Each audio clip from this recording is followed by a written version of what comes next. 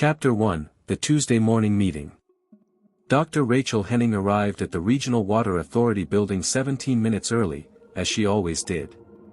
The morning fog still clung to the San Joaquin Valley, softening the edges of the squat concrete structure that had served as the district's administrative center since 1987. She parked her aging Subaru in the same spot she'd claimed for the past 9 years, third row from the entrance, beneath a eucalyptus tree that dropped seed pods onto her windshield with metronomic regularity. The coffee in the break room was already brewing.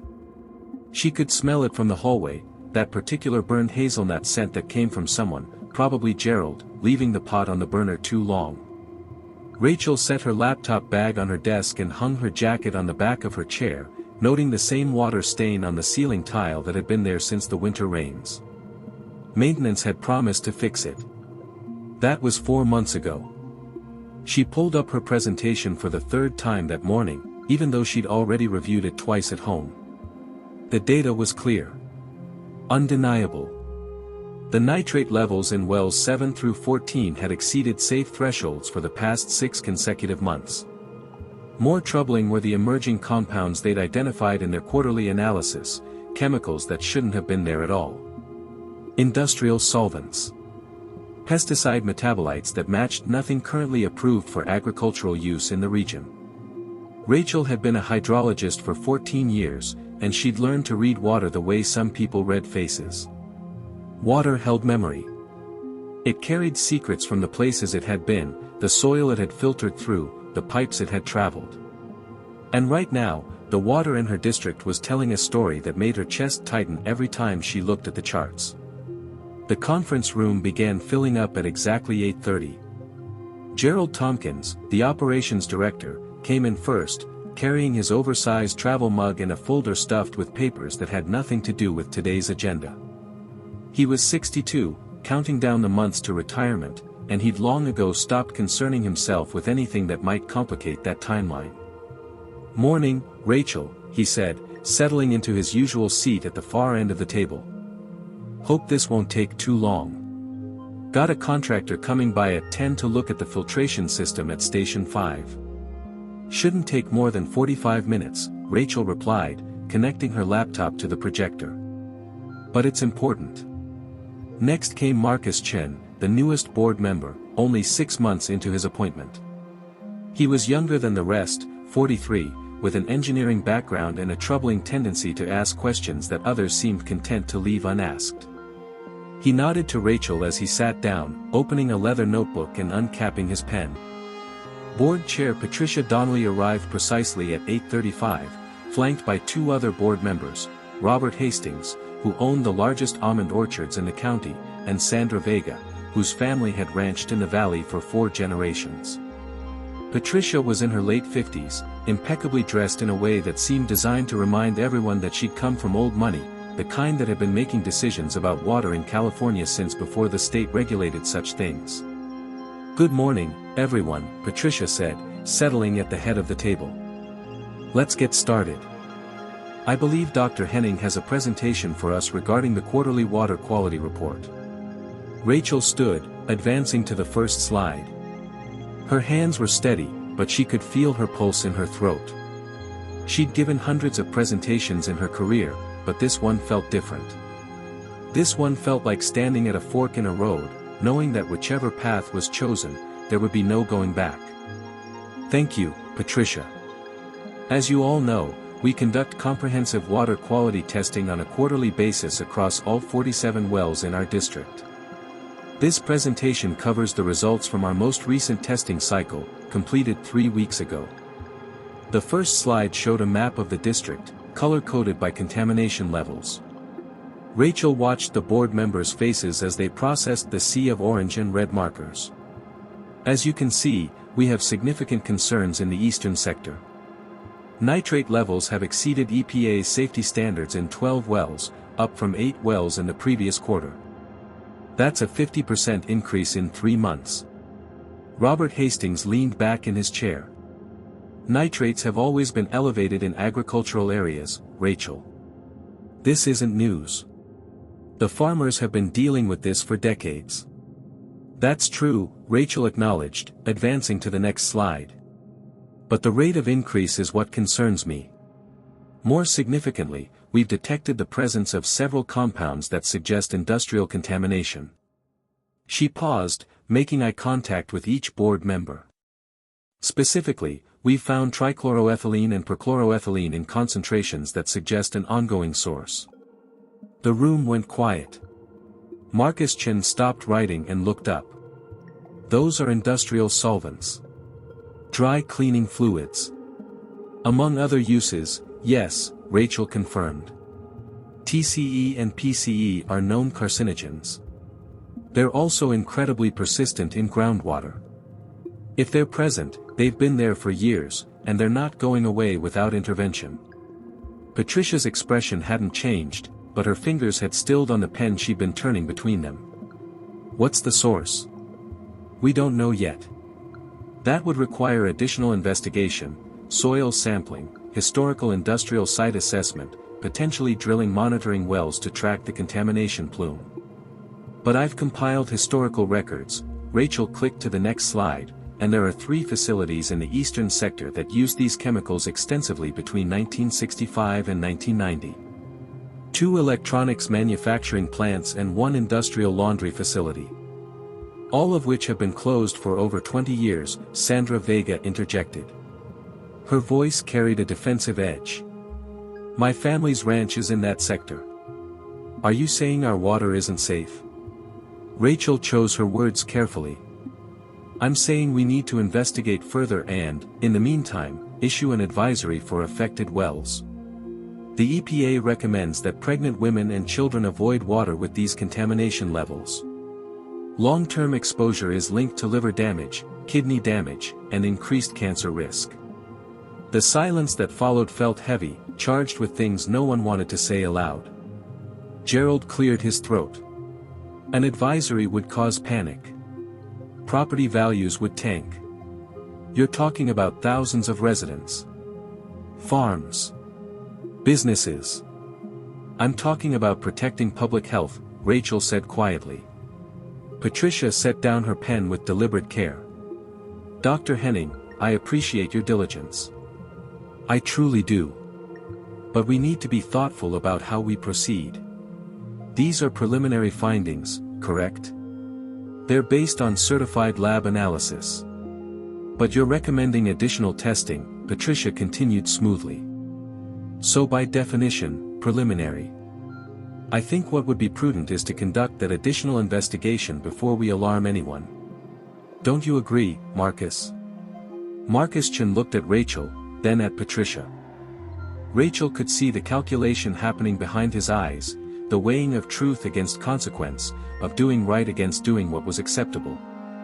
I think, he said slowly, we should at least inform the affected residents so they can make their own decisions.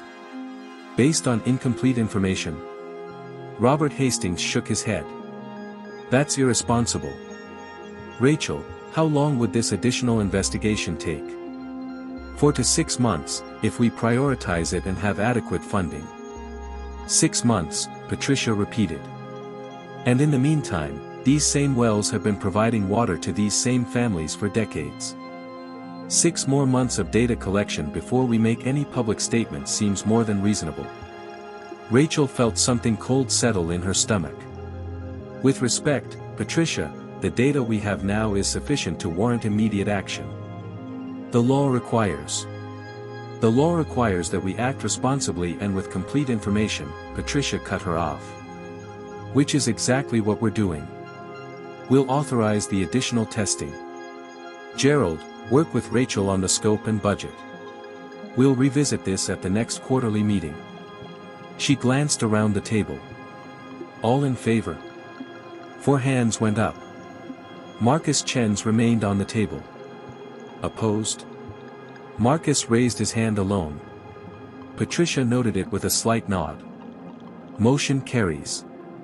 Thank you, Dr. Henning. Gerald, next item on the agenda.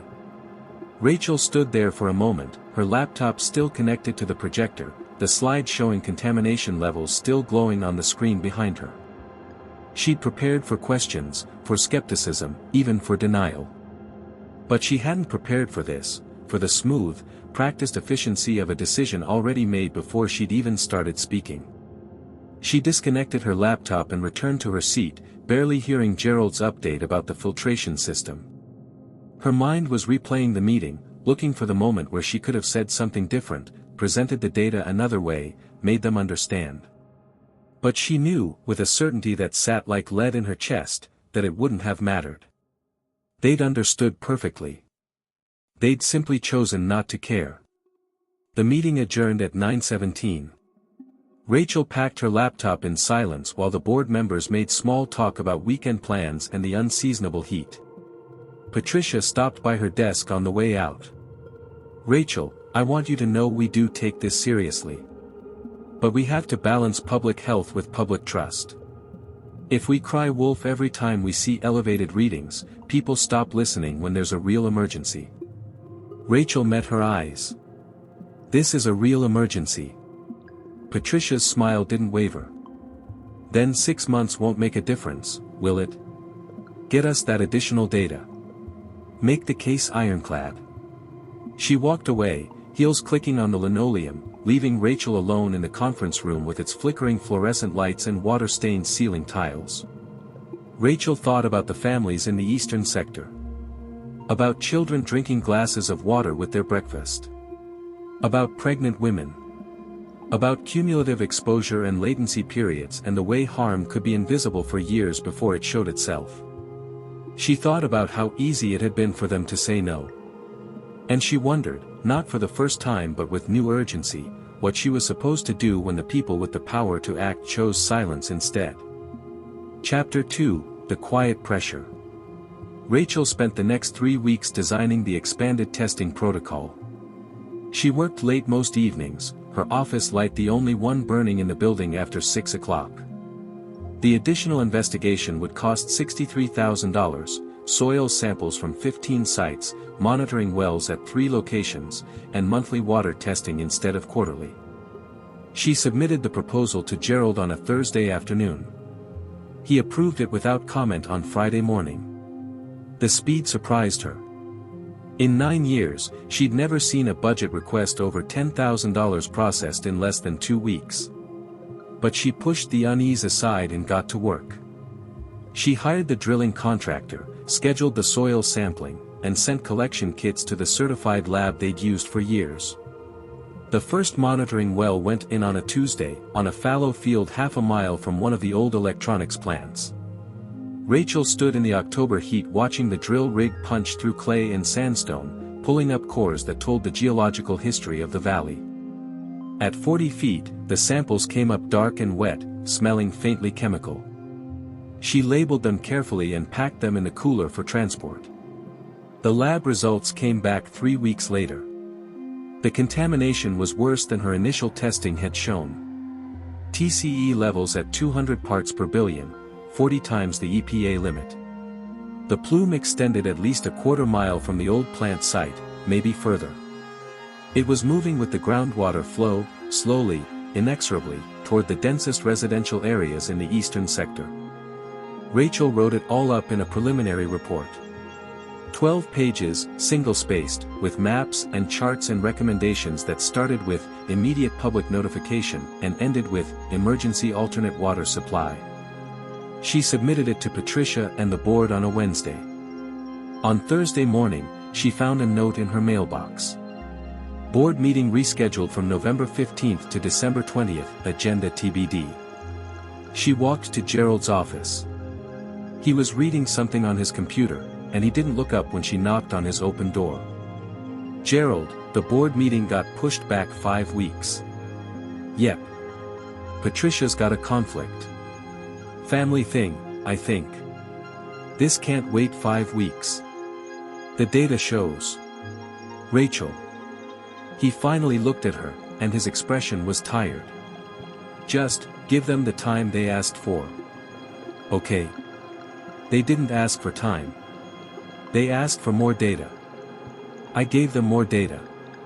Gerald removed his reading glasses and pinched the bridge of his nose. "You want some advice? From someone who's been here a lot longer than you?" She waited. "Pick your battles. You're good at your job. You care, and that's admirable. But the board has considerations you don't see. Political considerations. Economic considerations. Sometimes the right answer isn't the one that gets implemented, and fighting that will only make you miserable. There are families drinking contaminated water right now. And they've been drinking it for 20 years, probably longer. 5 more weeks won't matter. Rachel felt something shift inside her, like a foundation settling. That's what Patricia said. 6 months won't make a difference. Now it's 5 weeks. How long until it's 5 years? Gerald put his glasses back on, returning his attention to his computer. The meeting's December 20th. Your report will be on the agenda. That's all I can tell you. She left his office and returned to her desk. Through her window, she could see the eucalyptus tree, its leaves silvery in the afternoon light. A crow landed on one of the branches, cocked its head, and flew away. Rachel opened her email and started a new message. She typed, "Contamination data, urgent review," in the subject line, then sat staring at the cursor blinking in the empty body of the email. Who would she send it to? The county health department? The state water board? The EPA?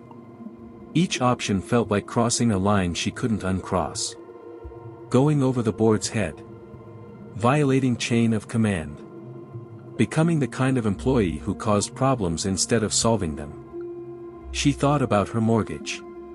About her career. About the careful professional reputation she'd built over 14 years. Then she thought about a child filling a glass from the kitchen tap. She began to type. But before she could finish the first sentence, her phone rang. Patricia Donnelly's name appeared on the caller ID. Rachel stared at it for 3 rings before answering. "Dr. Henning, I wanted to touch base with you personally." Patricia's voice was warm, almost motherly. "I know the meeting delay is frustrating, but I want to assure you we're taking your findings very seriously.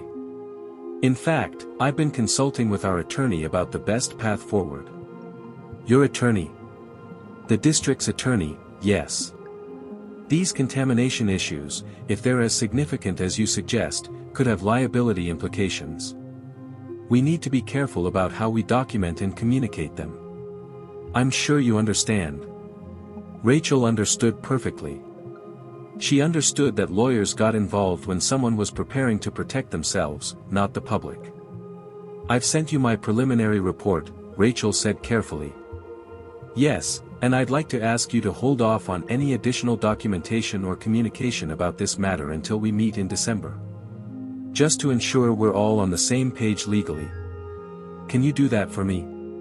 It wasn't really a question. "Patricia, if there's legal liability, doesn't that mean we should act faster, not slower?" A pause. Then, "Rachel, I've been on this board for 11 years. I've seen a lot of passionate scientists come through with alarming findings. And you know what happens every time we rush to judgment? Lawsuits. Panic. And usually, once the dust settles, the situation wasn't nearly as dire as initially thought. I won't make that mistake again. We'll address this properly, legally, and thoroughly. December 20th. Can I count on your patience until then?" Rachel looked at her computer screen, at the half-written email that now felt like evidence of something that could be used against her. "Yes," she heard herself say. "Wonderful. I knew you'd understand. We're all on the same team here." The line went dead. Rachel sat in the silence of her office, the afternoon sun slanting through the window, and deleted the email she'd started to write. Chapter 3, The Call That Changed Everything. December came with unseasonable rain. The valley turned green overnight, and the water table rose 6 inches in 2 weeks. Rachel tracked it all, the rainfall, the well levels, the way contamination plumes moved faster when the aquifer was saturated.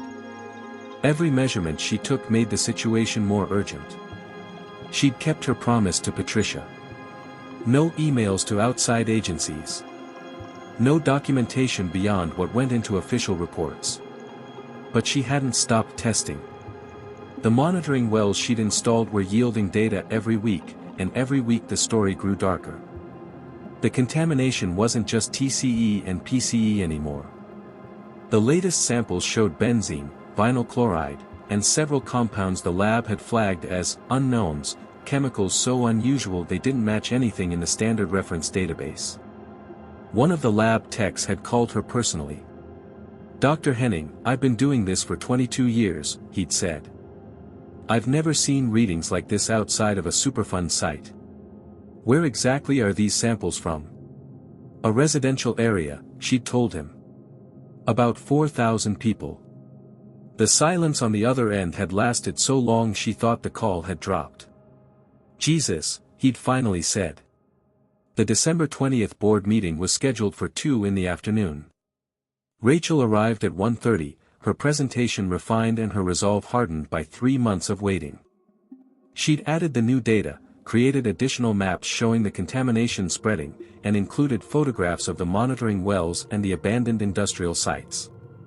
But when she walked into the conference room, something felt wrong. Patricia was there, along with Gerald and the other board members. But there were also 2 men Rachel didn't recognize, one in an expensive suit, the other in business casual with a consultant's leather portfolio. And sitting in the corner, taking notes on a yellow legal pad, was someone she did recognize, David Breck, the district's attorney. "Rachel, thank you for joining us," Patricia said. "Please, have a seat. We have a few items to discuss before we get to your presentation." Rachel sat, her laptop bag feeling suddenly heavy in her hands. Patricia gestured to the man in the suit. "This is James Merrick from San Joaquin Consulting. The board has retained his firm to conduct an independent review of the water quality situation. And you know David, of course." James Merrick nodded to Rachel with the practiced smile of someone who delivered bad news for a living. "Dr. Henning, I've reviewed your reports. Very thorough work. But the board has some concerns about methodology and interpretation that we'd like to address before any public communication." "Concerns about methodology?" Rachel kept her voice level. "The testing was done by a certified lab using EPA-approved protocols. No one's questioning the lab work," Merrick said smoothly. "But risk assessment is complex. For instance, your report recommends immediate public notification based on contamination levels that exceed EPA limits. But those limits are extremely conservative, designed with large safety margins. The actual health risk at the levels you've detected is debatable." Rachel felt her face flush. TCE is a known carcinogen. There is no safe level. In laboratory animals, at doses thousands of times higher than what you found, Merrick interrupted.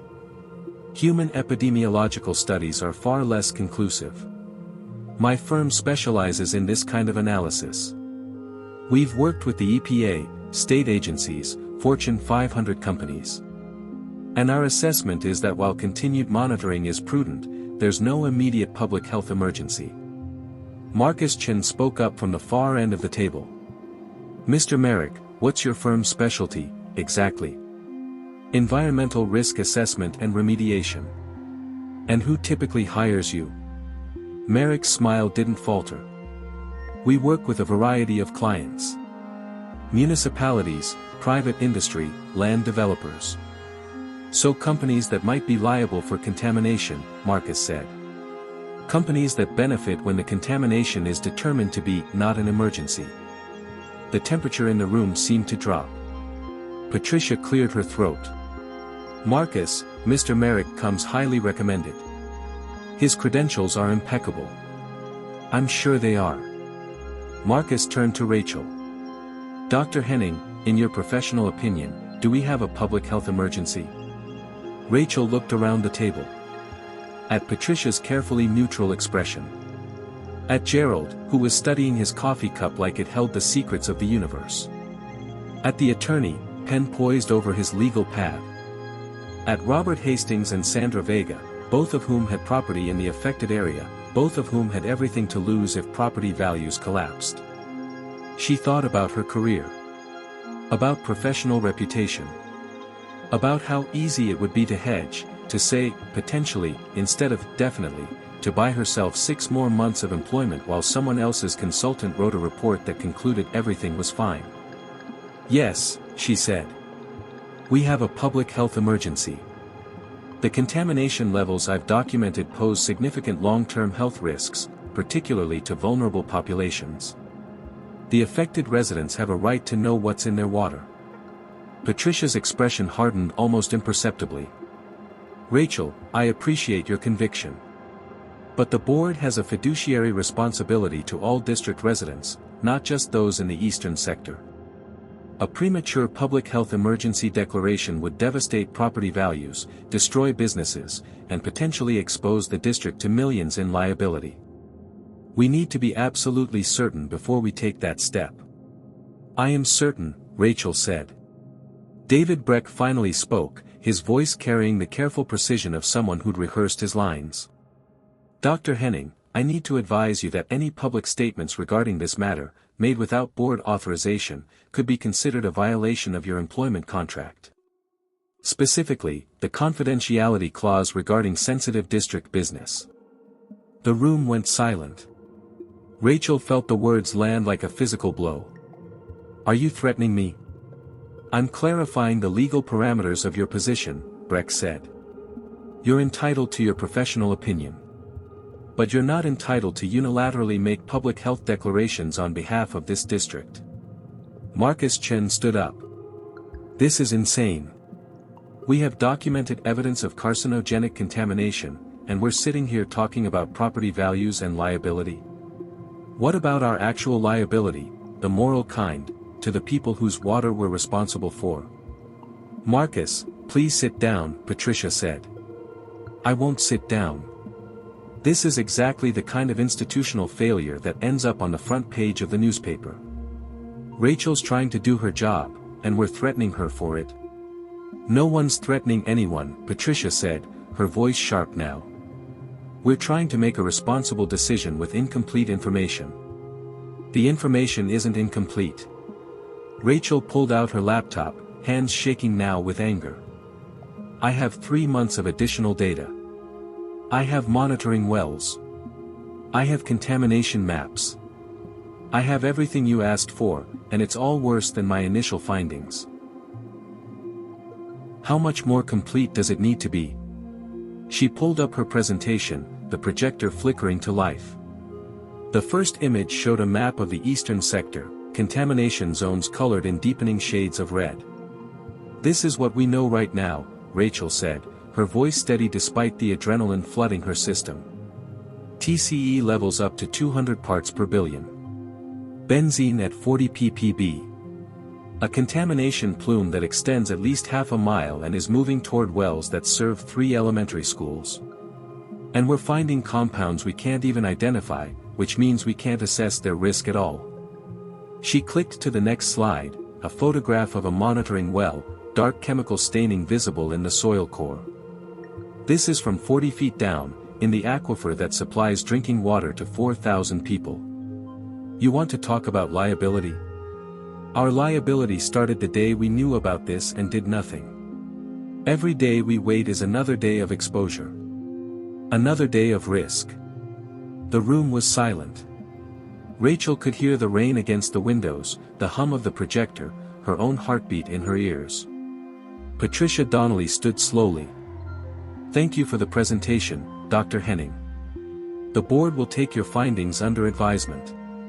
We'll schedule a special session for early January to discuss next steps.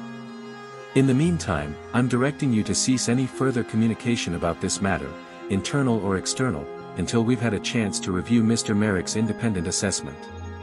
Are we clear? Rachel looked at Marcus Chen, the only ally she had in this room. He gave her a small nod, but she could see the defeat in his eyes. 1 vote against 4.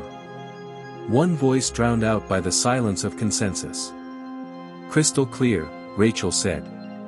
She disconnected her laptop and walked out of the conference room, past the receptionist who wouldn't meet her eyes, through the lobby with its framed photographs of the board members smiling at ribbon-cutting ceremonies, out into the December rain. She sat in her car for a long time, watching water stream down the windshield, blurring the world into shapes and colors that didn't quite make sense. Then she pulled out her phone and scrolled through her contacts until she found a name she'd saved 2 years ago, Jennifer Morrison, investigative reporter for the San Joaquin Valley Sentinel.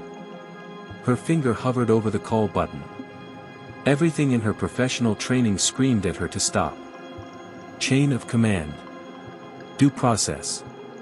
Career suicide. But she kept thinking about the lab tech's voice. I've never seen readings like this outside of a Superfund site.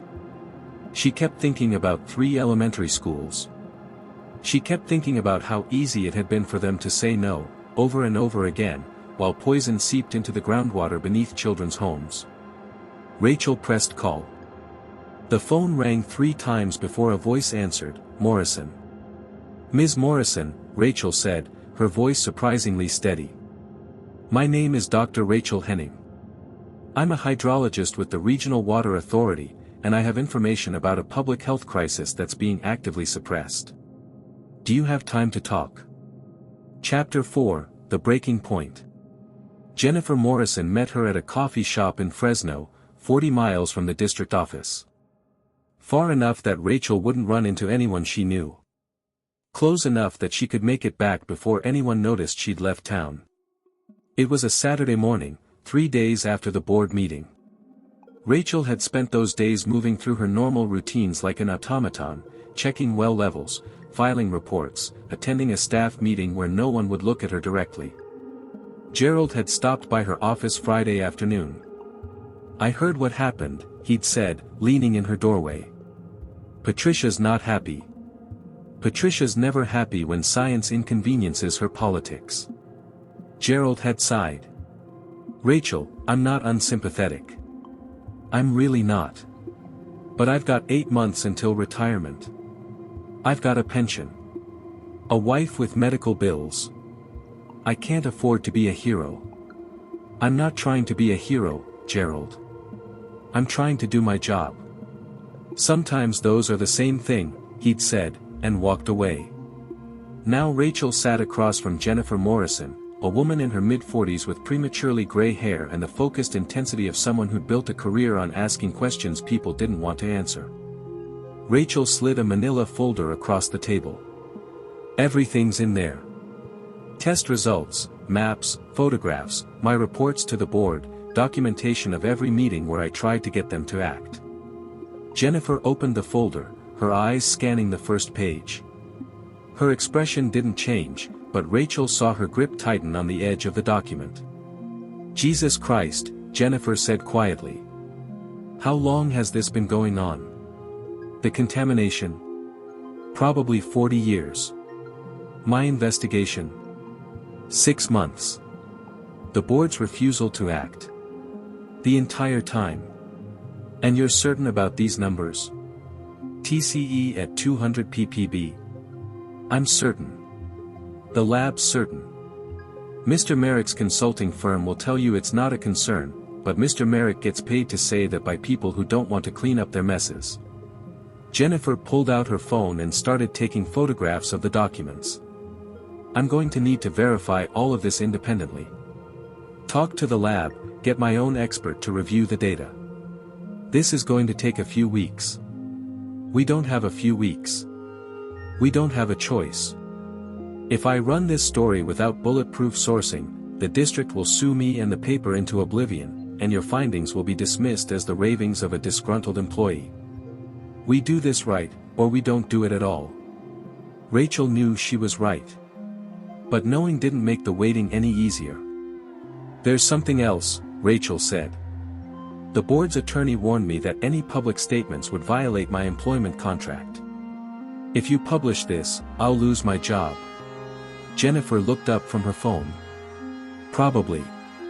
Whistleblower protections only go so far, and California employment law favors employers. You should talk to a lawyer. I can't afford a lawyer. There are nonprofits that take these cases. Environmental advocacy groups. I can give you some names. Rachel nodded, feeling the full weight of what she was doing settle onto her shoulders. 9 years of her career.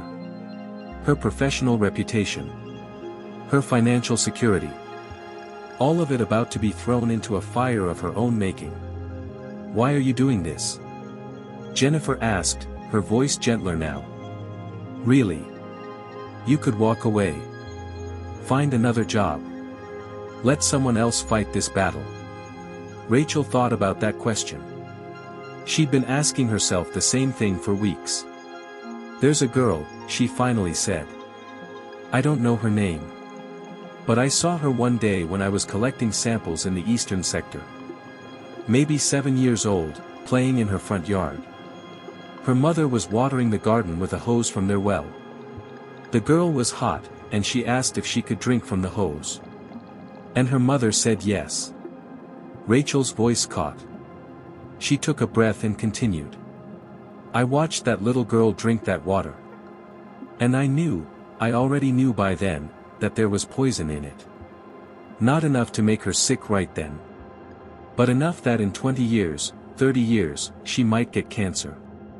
Might have children with birth defects. Might wonder why her liver's failing when she's only 50. And I knew that if I didn't do something, no one would. That girl would grow up never knowing that the people responsible for keeping her safe had chosen not to." Jennifer was quiet for a moment. Then she closed the folder and slid it into her bag. "I'll move as fast as I can," she said. "But Rachel, you need to prepare yourself. This is going to get ugly. The board will discredit you. They'll say you're unstable, vindictive, scientifically unsound.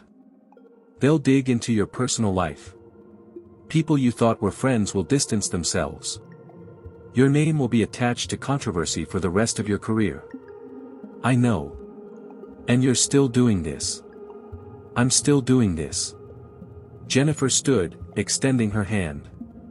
Rachel shook it, feeling the firmness of the grip, the solidarity of two women who'd both learned that doing the right thing usually came with a price. "I'll be in touch," Jennifer said, and left.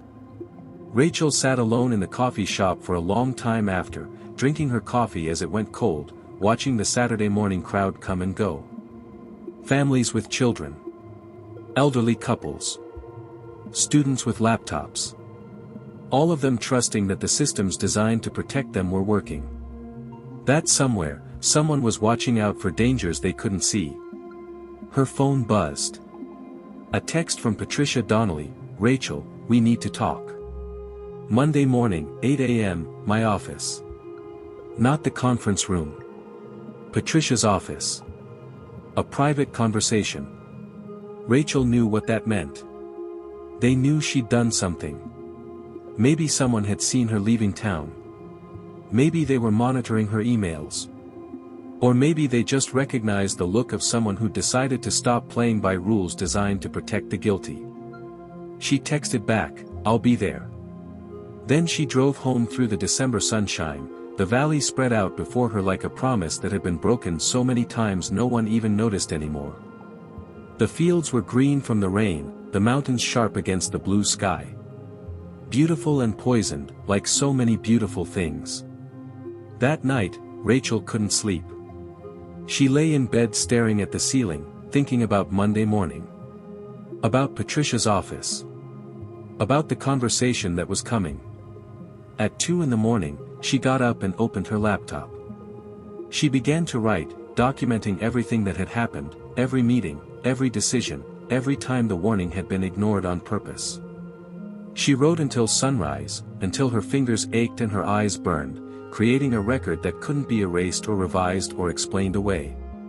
When she was finished, she saved it in 3 places, her computer, a flash drive, and the cloud. Then she sent a copy to her personal email and to Jennifer Morrison. Evidence. Testimony. Truth. Whatever happened on Monday, they couldn't take that away. She showered and dressed for work, choosing her clothes carefully. Professional. Confident. She looked at herself in the mirror and barely recognized the woman staring back. 6 months ago, she'd been someone who believed the system worked if you just followed the rules and presented good data. Now she knew better. Now she knew that sometimes the system was designed specifically to prevent people like her from succeeding. That the rules were written to protect the powerful, not the poisoned. That good data meant nothing when the people reviewing it had already decided what they wanted the answer to be. She drove to work through the Monday morning traffic, watching the sun rise over the contaminated aquifer, over the homes and schools and lives that depended on water they didn't know was slowly killing them. Patricia's office door was open. She was waiting. "Close the door," Patricia said. Rachel closed it. "I'm going to ask you a question, and I want you to think very carefully before you answer," Patricia began, her voice cold and controlled. "Have you shared confidential district information with anyone outside this organization?" Rachel met her eyes and made her choice. "Yes," she said. "I have." Chapter 5, The Aftermath. Rachel was placed on administrative leave 20 minutes after her confession. Gerald escorted her to her office to collect her personal belongings, a humiliation protocol designed to ensure she couldn't access any additional files or systems. She packed her things into a cardboard box while he stood in the doorway, not quite meeting her eyes. "I'm sorry," he said quietly as she carried the box past him. "No, you're not," Rachel replied. "You're relieved it's me and not you." He didn't argue. The story broke 4 weeks later, on a Tuesday morning in late January. Jennifer Morrison's article ran on the front page of the San Joaquin Valley Sentinel with the headline, "Toxic Cover-Up, Water Districted Cancer-Causing Contamination for Months." The article was everything Rachel had hoped for and everything she'd feared. Devastating in its detail. Unassailable in its evidence. Jennifer had done her homework, interviewed 3 independent experts who all confirmed the severity of the contamination, obtained additional documents through public records requests, even tracked down families in the eastern sector whose children had developed rare cancers. One mother was quoted, "They knew. All this time, they knew, and they let my daughter drink poison from our tap." By noon, the story had been picked up by the Sacramento Bee, the Los Angeles Times, and 2 Bay Area television stations. By evening, a state assembly member had called for an investigation. By the following morning, the EPA had announced they were sending a team to assess the situation. Rachel watched it all unfold from her living room, her career in ruins, her savings dwindling, her phone ringing constantly with reporters she didn't answer and former colleagues who called to either thank her or curse her. Marcus Chin called on Wednesday. "I resigned from the board," he said. "Should have done it the day of that December meeting. I'm sorry I didn't stand with you when it mattered." "You voted against them," Rachel said. "That's more than most people did." "It wasn't enough." "No," Rachel agreed. "It wasn't." The district held an emergency meeting 2 weeks after the story broke. Rachel watched it on the local access channel. Patricia Donnelly read a prepared statement announcing that the board took the allegations seriously, had launched a comprehensive review, and would be implementing immediate water testing and notification protocols for affected residents. She didn't apologize. She didn't resign. She didn't even acknowledge that Rachel existed. But 3 days later, the State Water Board issued an enforcement order. And 2 weeks after that, Robert Hastings and Sandra Vega quietly left the board, replaced by emergency appointments from the county supervisors. Patricia hung on until March, when a recall petition gathered enough signatures to force a special election. She resigned the day before the deadline, releasing a statement about spending more time with family. Rachel never got her job back. The district settled her wrongful termination lawsuit in April for an undisclosed sum, enough to cover her legal bills and buy her 6 months to figure out what came next, not enough to be called justice. She found work eventually, with an environmental nonprofit in Sacramento. Less pay than she'd made before. No pension. But also no board meetings where people chose property values over children's lives. The cleanup began in June. The EPA designated the area a priority site and allocated $17 million for remediation. The district installed a temporary water system, trucking in clean water while they drilled new wells outside the contamination zone. It would take 5 years to clean up the aquifer. Maybe longer. Some of the chemicals would be there for decades, slowly breaking down into slightly less toxic compounds, leaching through soil and stone, a legacy of industrial progress and institutional cowardice. Rachel drove back to the valley one afternoon in late summer, 9 months after she'd sat across from Jennifer Morrison in that Fresno coffee shop. She wanted to see the monitoring wells she'd installed, the ones that had started everything. The sites were marked now with official EPA placards. Warning signs in English and Spanish. A chain-link fence around the old electronics plant where the contamination had originated. She parked and walked to the nearest well, the one that had first shown TCE at 200 parts per billion. Someone had left flowers at its base, fresh flowers, recently placed. And a note, handwritten on lined paper and protected in a plastic bag. Thank you for caring when no one else did. A grateful mother. Rachel stood there for a long time, holding that note, crying in a way she hadn't allowed herself to cry through all the months of meetings and threats and unemployment and uncertainty. Because this was what it had been for. Not the headlines or the lawsuits or the vindication. Just this, one mother who knew that someone had tried. One family that wouldn't wonder, years from now, why no one had warned them. The sun was setting over the valley as Rachel drove home, turning the mountains gold and purple, painting shadows across the fields. The same sunset that had been there before any of this started. The same mountains, the same valley, the same aquifer flowing beneath it all. But something had changed. Not everything. Not enough. But something. The warning had been ignored on purpose. Rachel had proven that beyond doubt. And in proving it, she'd made it just a little bit harder for the next board, the next agency, the next group of powerful people to do the same thing. It wasn't justice. It wasn't even close to enough. But it was something. She thought about the little girl she'd seen that day, drinking from the hose in her front yard. She'd be 8 now, maybe 9. Old enough to understand that the water she'd been drinking wasn't safe. Old enough to be frightened or angry or confused. But also old enough to see that sometimes, even when the system fails, individuals don't. That sometimes one person's refusal to stay silent can tip the balance from tragedy to something almost like hope. Rachel didn't know if that girl would remember any of this when she was grown. Didn't know if she'd understand what had been at stake, or what it cost to tell the truth when truth became inconvenient. But Rachel would remember.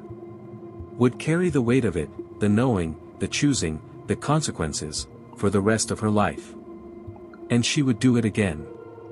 That was the thought she carried with her as she drove north toward Sacramento, toward whatever came next, toward a future that looked nothing like the one she planned but felt more honest than any careful career trajectory ever had. She would do it again. Because in the end, that was the only answer that mattered. Not whether it worked perfectly. Not whether she was rewarded or vindicated or even remembered. Just whether, when the moment came and the warning needed to be given, she'd had the courage to give it. The valley disappeared behind her in the rearview mirror, and Rachel drove on into the gathering dark, carrying that answer like a flame she'd learned, finally, painfully, irreversibly, to keep burning. END